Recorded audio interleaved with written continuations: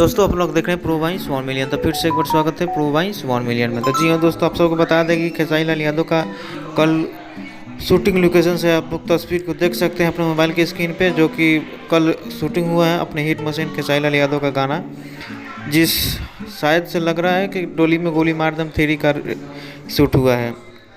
आप लोग को बताएंगे कि कब आएगा ये गाना दूसरे वीडियो में, अगले आने वाले वीडियो में।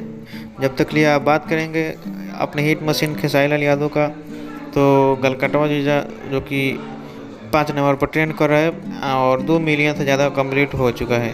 और आप सबको बता दें कि 11 बजे श्वेता महारा एक नया गाने का टीजर ला रही है, जिस गाना का बोल है भतार, जिस बहुत ही जल्द आप लोग के बीच में आने वाला है, जो कि नीलम सिंह भी नज़र आएंगी उसमें। और आप लोग हमारे चैनल को सब्सक्राइब नहीं किए तो चैनल को सब्सक्राइब कर लें